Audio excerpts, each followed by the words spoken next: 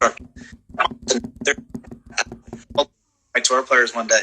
Face is closed, a degree and a half. I said, look, dude, putting's like an arranged marriage. You have to putt. Yeah. So you've got to learn to live with her, right? Yeah. And so anyway, that kind of stuck. It's an arranged marriage, so, we're all trying to, we're all cheating in some way, right? But anyway. Oh, absolutely. Yeah. And, but the thing is, if you get you might cheat the system for a while, but it still comes back if you've not cut out the root cause of it, isn't it? You know what I mean? Yeah. Well, I think a lot of people, they have the yips just because they've been scared into, oh my gosh, if they feel any right hand or right arm, they think they've yipped. Yeah. I just got done telling you the vast majority of really good putters and the vast majority of the population deliver the club with the right hand. But just because you feel something in the right hand doesn't mean you have the yips. Now, when you have the yip technology on Sam Putt Lab, on the smoothness graph, it'll show all kinds of jerk or changes of acceleration. On Capto, on the trembling graph, or on the playing, it'll show the little twists and tremors and all that kind of stuff. But a lot of people, I think, yips. There's a great book called Your Brain on Sports by Dr. David Grand. It's undealt with trauma. There's trauma. Missing a 2-footer and then cause you to miss a 4-footer, then a 3-footer, then a 6-footer. Next thing you know, you're like a little kid standing on the corner looking for his mother with urine going down his leg, right? Yeah. Tour players, I've had tour players send me texts in the middle of a major championship right after they shot 30 or whatever it was and said I was shitting myself on every little 3-footer. It's funny. It's when we get closer to the. It's like when we get close to the hole, when the cup is in our peripheral vision, right? Yeah. Right, and then we can see the anticipated line on the ground. Yeah. And then our eyes go first, and then the shoulder, then the arm, and the hand. It's like we get guiding. We get guiding it, right? I think, yeah, absolutely. I think so. The thing there, what's that? The thing there is when you have this sort of inconsistency or whatever, is you just can't control the speed. Well, what's interesting is sometimes on short putts, that's where your technique gets exposed. So let's say somebody that has a right to left putt, and their face is closed a degree and a half, and they don't know it, right? And if the backswing's too short, they're going to hit it when they're closed. Or if they accelerate a little bit, they might have to twist at the last second, and that's where it feels yippy. Mm. The players that aim left and then kind of twist back open are the ones that get a little yippy. Tiger aims a little bit to the right, but he plays his closing motion or his releasing motion of the club.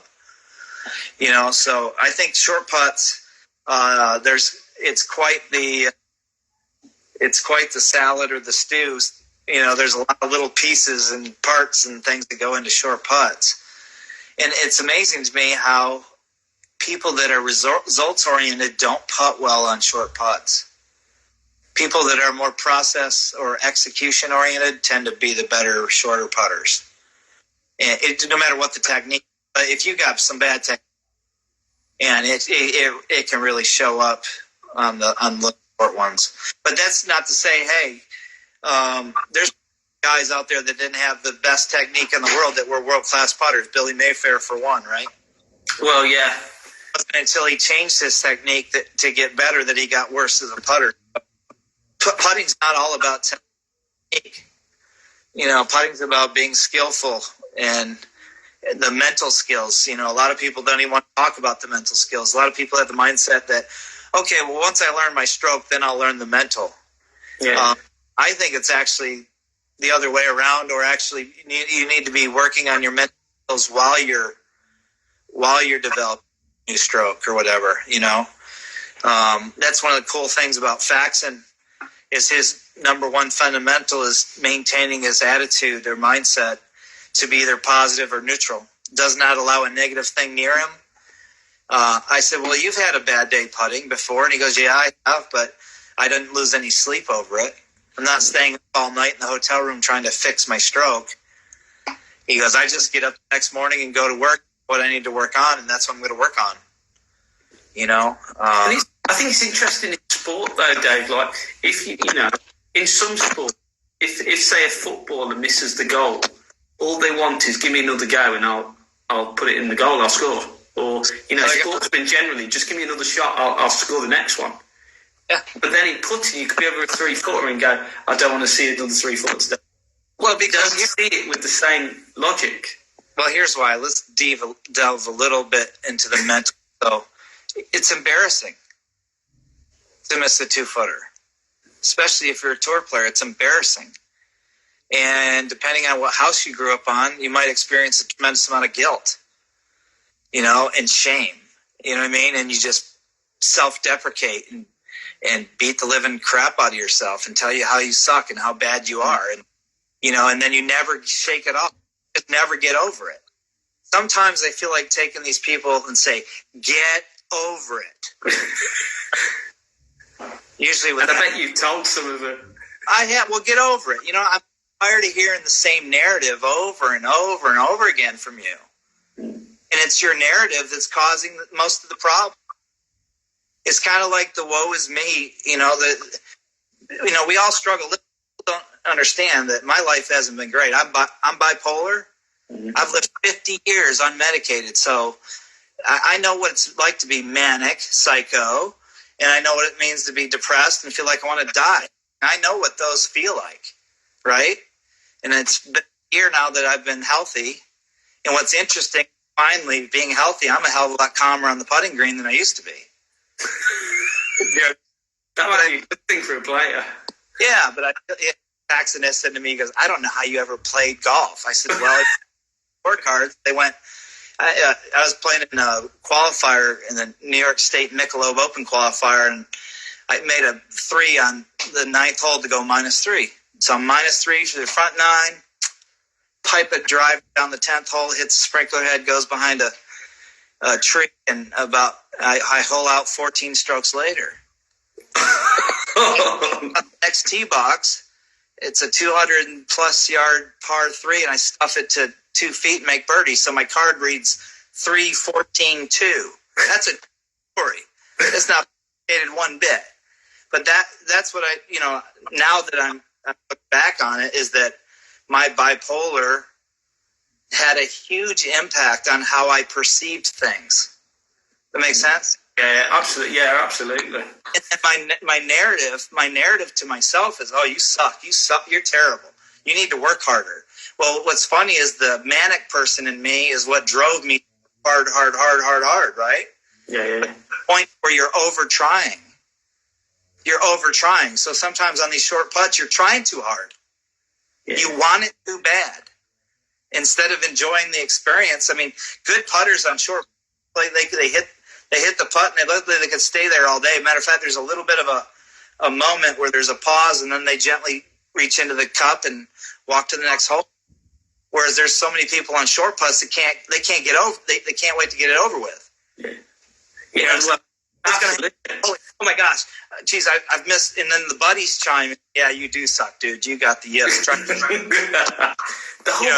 whole rhythm of the body and the mind and everything. Just let's get out of it. Let's get out of it. So, you know what I mean? I want to tell our listeners one thing. Until you come to grips that this is an inside job, everything, how you think, how you move, and how you feel, all interacting together. People that have tremendous anxiety, that creates tension, but not the good tension that we were talking about, right? Bad tension. And I think most players' minds their attention is on anything but what it should be. The attention should be on the target, feeling it, sensing it in your mind's eye, whatever. But your attention is out there. But their attention is so much on themselves or the people around them. It's where it should be, right? Yeah. And they're distracted. So, here's a great thing to ask yourself of your short putts. Do you feel like you're careful when you're putting short ones, or do you feel carefree? And if you look careful and you reversed it, it means you're full of care. You care too much. Yeah. Caring, okay? But how do you feel that way in a professional event? How do you play that way in a tournament?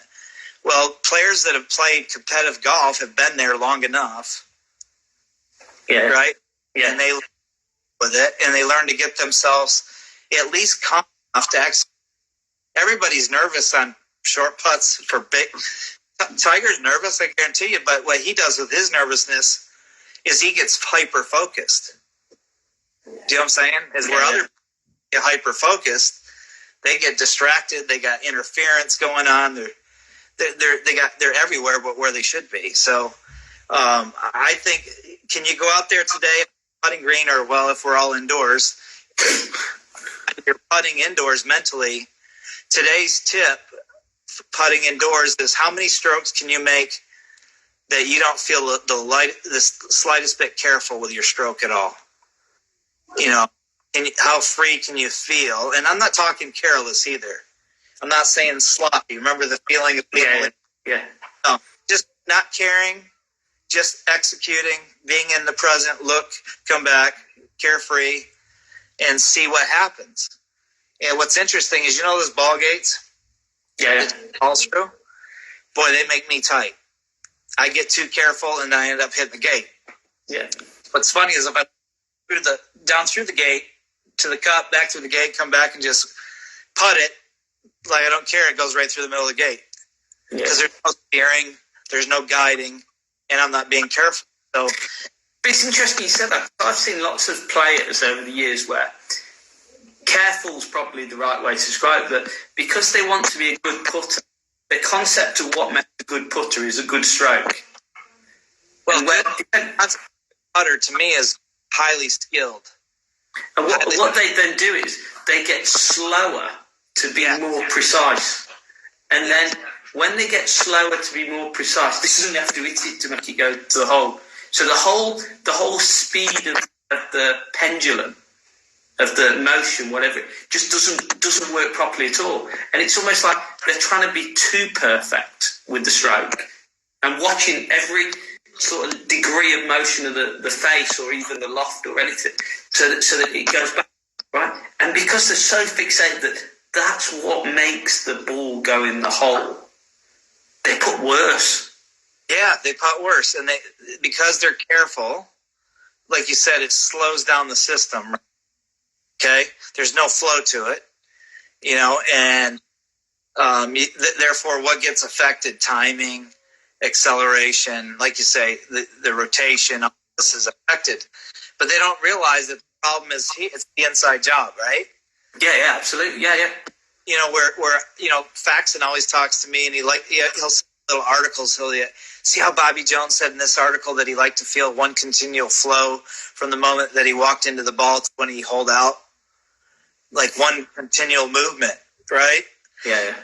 Instead of like pieces. What's interesting, and just doing a lot of studying on how people think, and there's different types of thinking, and but what's interesting is people that think in sequence. You know what I mean? Like, I got to do this, I got to do this, got to do this, got to do this.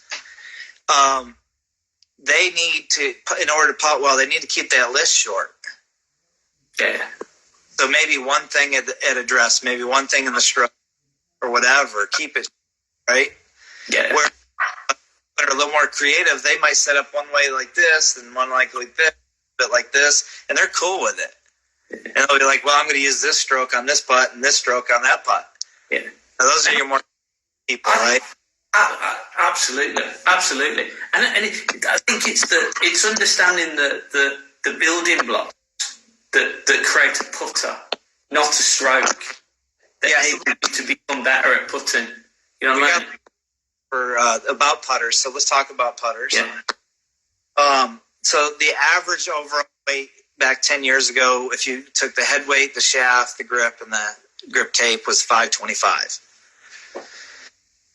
Preston Combs has just done some testing with his Scotty Cameron fitting system, and he's come up with an average of 545. So to me, putters in general have gotten too heavy. Head weights, swing weights, overall weights have gotten so heavy that it's like a sledgehammer. Because it gives just, those people that are trying to feel, gives them that little bit of false stability. Yeah. But what's happening is Jackson's overall putter weight, it's under 500 grams. I think Tiger's is under 500 or it's near 500. I putt with one that's 518. But, some of these junior kids that come see me, their putter, I had a kid the other day, I measured her putter, it's 560, and she's 11 years old.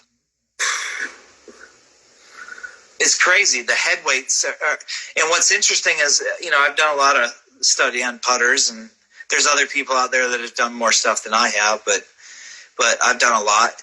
What's interesting is, you remember how when we used to putter down, we used to have to add weight? What if I told you not to weight at all? At all. So if you're cutting one down, say you got a putter with a 360 gram head on it, and you're cutting it down to 32 inches, that's about right. You don't need to add more weight. Why not? Because it becomes too heavy. Well, just weigh it. All you got to do, it's too heavy. 11-year-old kid, 560 overall weight's too much weight, and the MOI is too high. But the problem is the U.S. kids clubs are too light. A lot of the kids struggle putting the junior putter that comes with their bag is way too light. And then long adult putters are too heavy. Yeah. There's been this huge gap between what's going from their set to there's a progression. But what I'm telling you is, all you have to do now is take a lot of these modern heads, just cut them down, weigh the grip, make sure the grip's not on there too heavy, and get these components, and they'll be right in the wheelhouse. I weighed my putter with this little girl the other day, and she looked at me, and I said, I'm putting with a lighter putter than you. I've had the vast majority of golfers, they're surprised. And to me, 518 is a little heavy for me. I usually like them right around 508, 512 in that range. But, it depends on how many, like I said, I got 5. If I took and only had one wrap of tape under this thing, that drop at 8, I'd be down to 510. So a lot of that weight that I've added is just grip tape. Okay. And the shape of the head, Dave? Yeah. Do you just match that? How do you decide what would suit a player? I learned this from David Adele, and I also learned it from David Mills and Bruce Rarick. Bruce Rarick's a really good putter fitter here in the U.S. So a blade is easier to close. It's easier to rotate. A mallet is slower to rotate. So if I need somebody to get the face closed, I might go towards a blade or a square back. If I need the face to stay a little bit more open, I might go towards a mallet or a modern mallet with training wheels on it. But yeah, I had a guy, and he couldn't get the face square at all. The face was open over a degree to almost 2 degrees every time. And he had this huge mallet with training wheels on it. He had this Super Stroke 5.0, which I don't even know if it's that cricket bat. Yeah, it was a bat, and it had toe hang, a little short flare neck, so it had toe hang. And I'm just sitting there. I said, here's what I'm going to do. So I go into my True Spec fitting system, and I get a mallet, and I get one with face balance. And I don't, face balance it depends on the player, okay? There's less people that fit to face balance than you would think. And then I got him into a small and a lighter club. Now the lighter club with the smaller grip and the first putt he hit, he pulled. How about that? Wow. First putt. You can imagine all of the force and torque he'd been trying to apply to that cricket bat with a right? And as soon as you put something a little bit lighter, it went wham. The rate of rotation went up and just shut it down. Wow. Yeah, That's unbelievable, isn't it? I back off of it a little bit. So we ended up at a Super Stroker 1.0, and we ended up with a Spider with a little bit of toe hang, but it was the mini Spider. It wasn't the bigger one. It was the Spider X or whatever. Which one ever's got the less training wheels on it? So you fitted the putter to his stroke that he was making?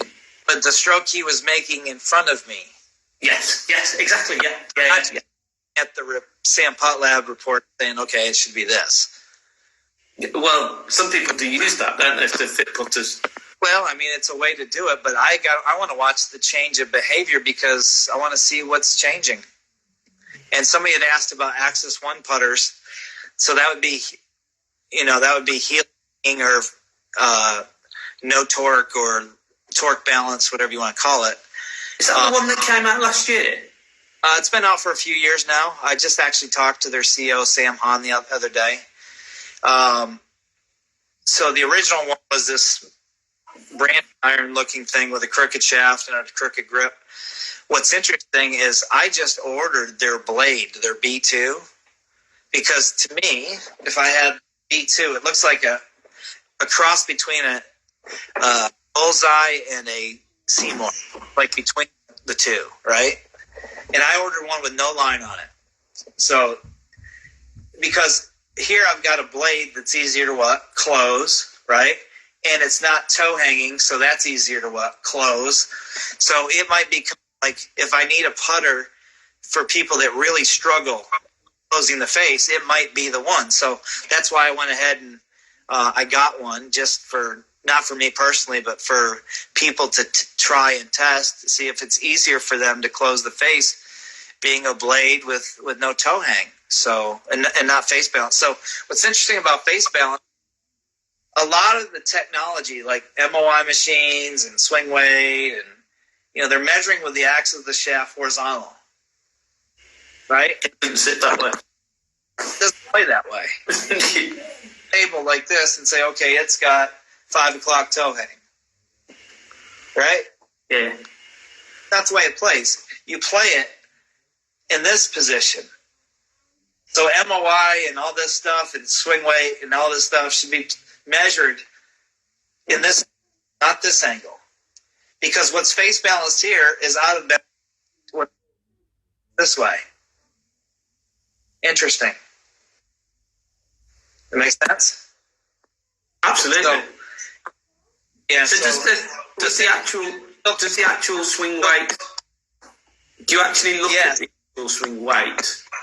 Do you measure swing weight in that gauge then, or do you do it in a different way? You have your own method of doing it.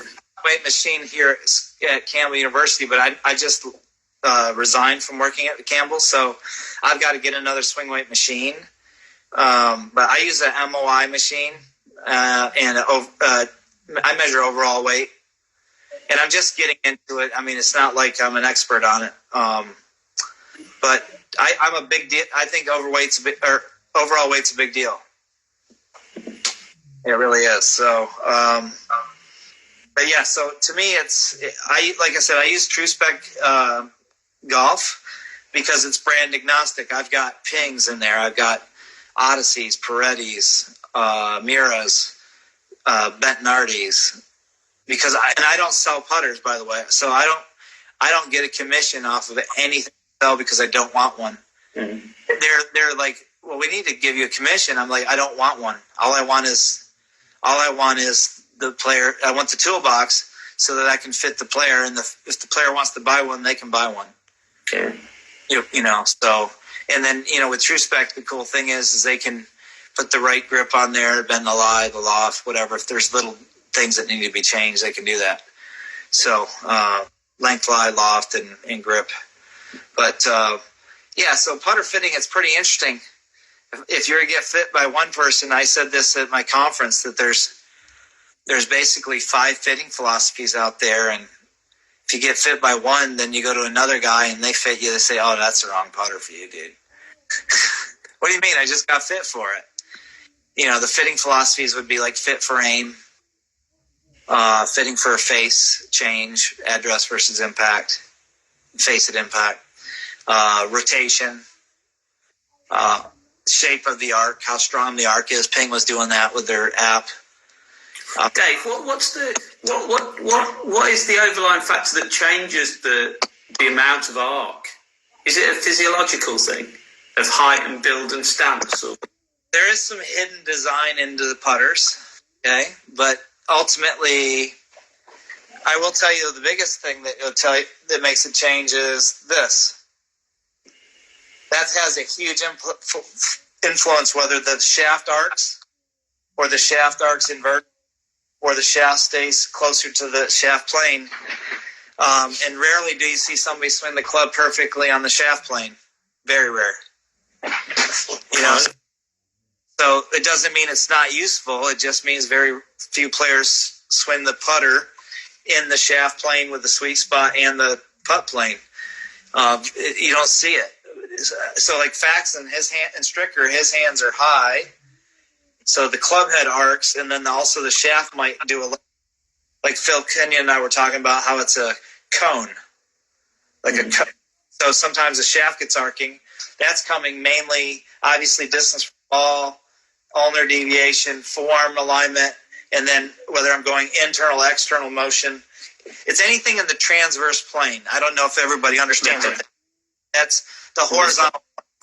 So if I've got the club head moving in the horizontal plane too much, and the shaft arcing in the horizontal plane too much, and my hands and arms and upper arms moving in the horizontal plane too much, you can see it arcing.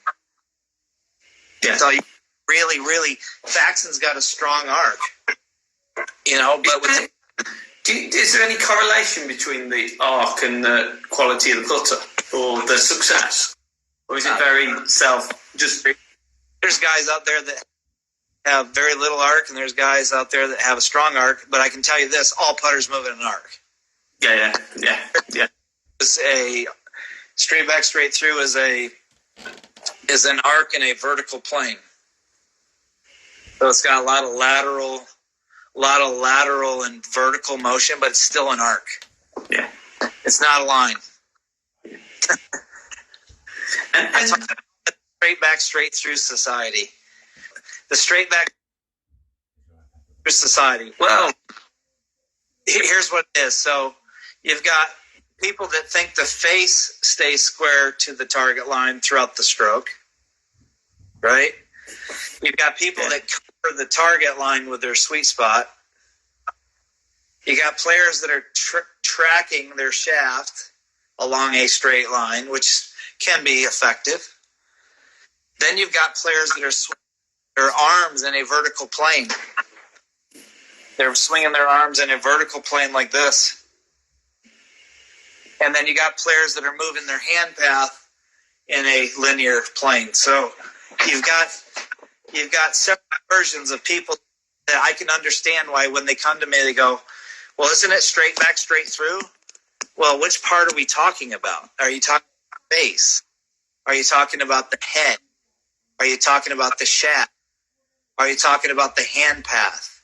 Are you talking about the plane of the arms? What is it that feels straight to you? Because I can assure you, putters don't move straight. Sato, who was on before, one that taught me, in order to throw the dart in a straight line, you have 4 rotations, one at the shoulder, one at the elbow, one at the wrist, and one at the finger. You got 4 rotations producing a straight line. We're not designed to move in straight lines, people. I don't care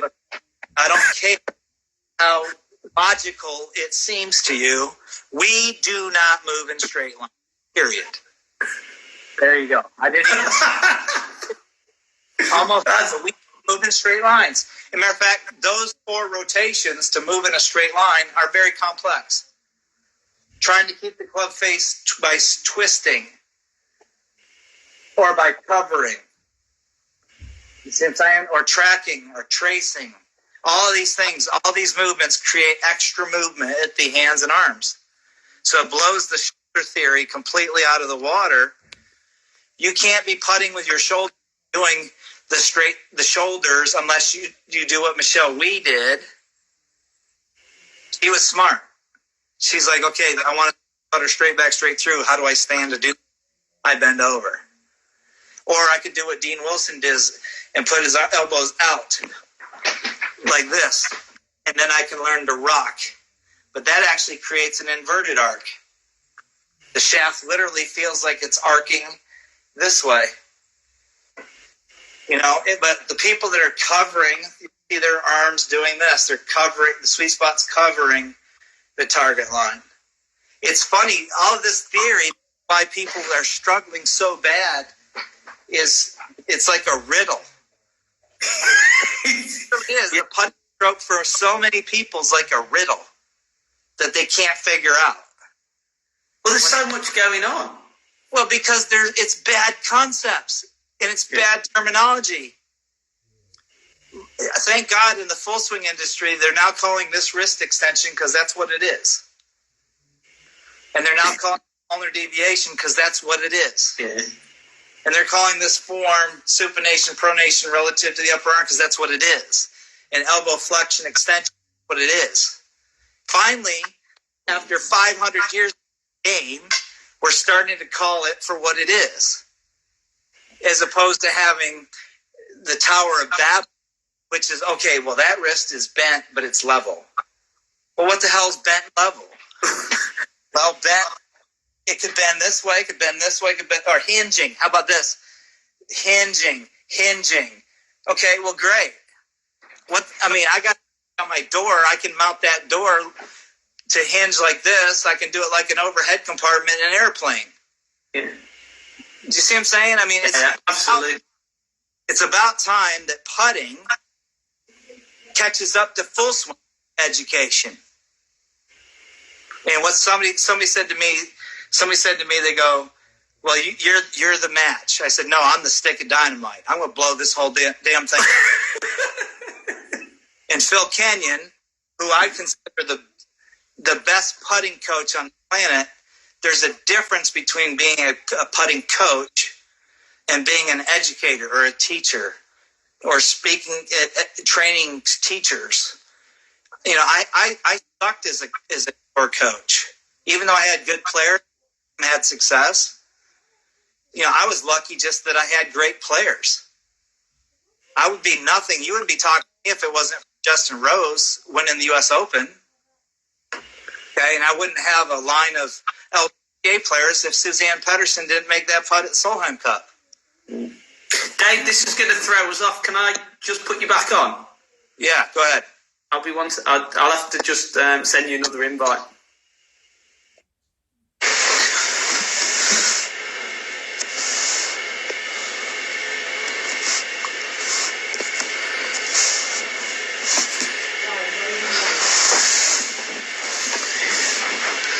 Keith, Dave is brilliant. Absolutely brilliant.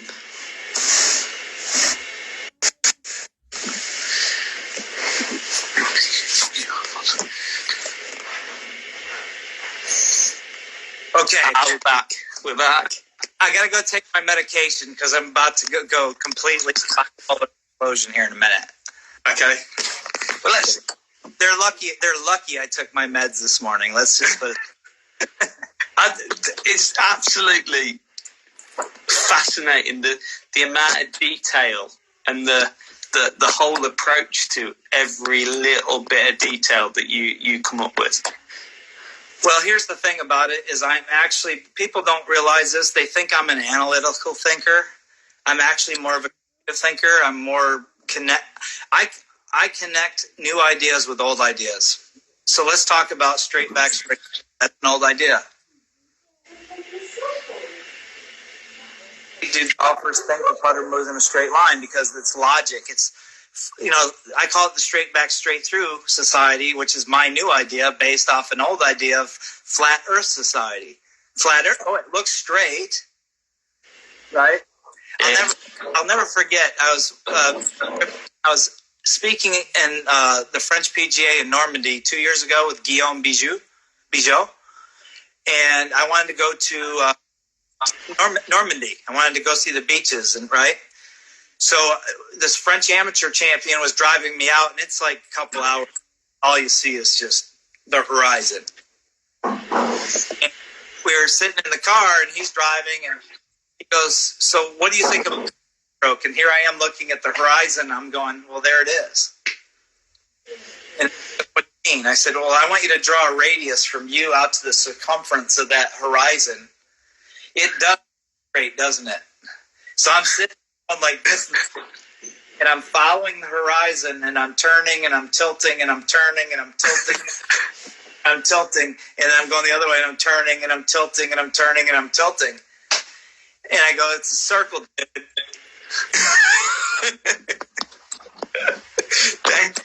Here's what it is. So what's interesting is we used the mechanics of a wheel. So if a wheel is going to rotate in mud, it's going to leave a track, right? Yeah. Be our swing direction, right? So the direction, right?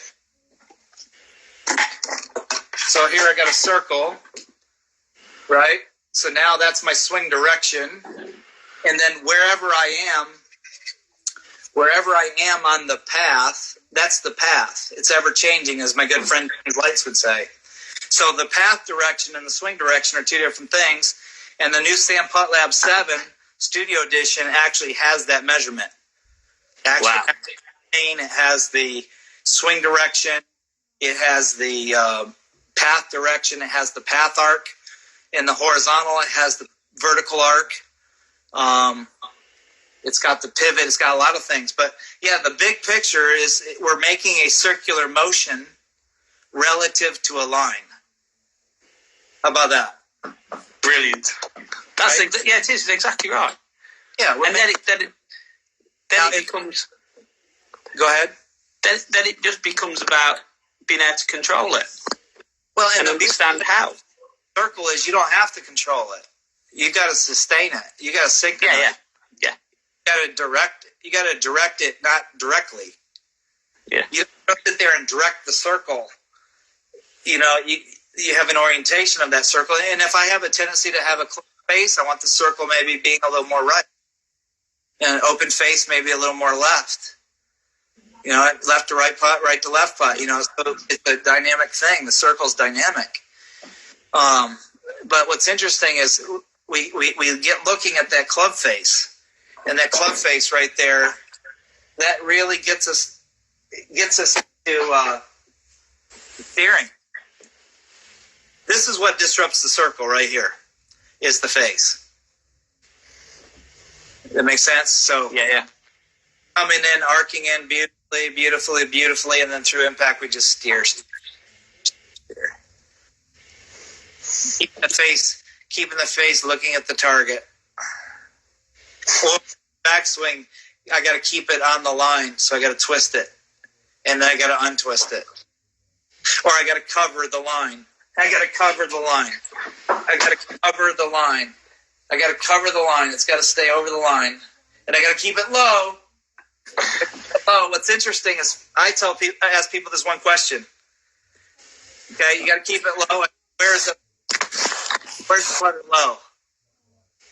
At low point. At the ball? No, it's before the ball, because unless you hover. Now, if you hover the putter, you can have low point at impact. Got it? Yeah. That butt of the club have to have a lift at some point, and most players are lifted for impact.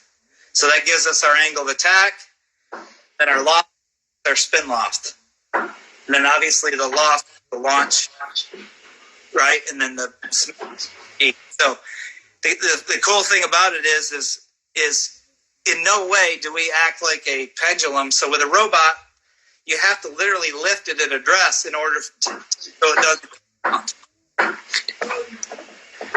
Do you think that's a good thing, lifting it? You want to hit the ground? No.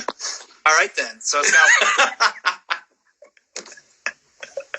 So a lot of players when they hover, I have them do it at the elbows, like they're tapping, the bug like they're tapping. I got that like they're tapping a buck breast.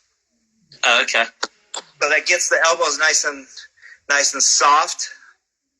See what I'm saying? Yeah. And you're like you're priming that little lifting. But Ricky Fowler hovers the putter, so I would imagine his low point's much closer to impact. I can give you the data right now. I got it sitting right here on my laptop because I was working on it the other day. Here's for those people out there that want to know what some facts are. You ready? Yeah. The average height at impact for a tour player is just under 7 millimeters. So what would that be in your currency over there? We're millimeters as well. Yeah, millimeters, right? Yeah. Rise angle on hand, which is different than Capto, is 2.7. Let's see, swing plane about 28 degrees, which is not through the shoulders. It's not. Where is it? It must be down here. That's it. Well, it's all over the place. I mean, we got some at 6, some at 31, one at 52, some at 7. I mean, it's all the plane all over the place. Swing direction 2 degrees right, pass 0.2 right. Amateurs are more like negative degree left. Low point 79 millimeters. What that is in inches. 79 millimeters. Yep. That's about that. Yeah. A lot of guys are coming in low. A lot of guys are coming in low and going to high. Wow. Yeah, sometimes that can get too low because there's some people in there that are actually, there's some outliers that I could take out of there. I would say 1, 2, 3, 4, 5 guys that are coming in way too low. It's almost like the putter's a hovercraft. It's like it's never going up like this and then up. I've found that in my putting swing stroke is sometimes these putting mats can get you a little low. So you got to remember the plane is it's not like this. Like you're not doing this on the ground with the putting template. I bet a lot of people do that as well. Try and hover it. Caught myself doing it, trying to cover the template. Yeah. So that gets it. That's where it gets the plane real low, gets the low point too far back. So that's probably what's going on here. But Phil Kenyon says it best. It's 3-dimensional, right? Yeah. Just because the template's there, it's yeah. So yeah. Anyway, so how do we get players better? Let's talk about that real quick. Well, I think everybody's putting way more now than they ever have. Yeah. How many hours have people put in this week putting? Inside, that should be the only thing they can do. Exactly, but at least they're putting because they haven't been before. Yeah. Everybody that's really good that I've worked with usually puts in about 10 hours or plus. And how's that? A couple hours a day, 5 days a week. Maybe. And how's that practice structured? Depends on the player. Okay. Some players you got to give them drills. I personally hate drills. I think they're, but I have to give them. Yeah. I like certain drills that teach skill. Like if the drill teaches you a skill and gets you through the phases of skill acquisition, then I think it's a good drill. But a lot of drills are just waste of time. They're just different pictures on the green. Yeah. I'll tell you a story. One of the best putters I ever worked with, Jason Widener, great amateur player.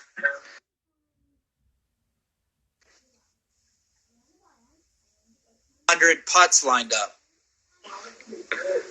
in this huge formation over the putting green. He was the only person on the putting green. He had 100 putts.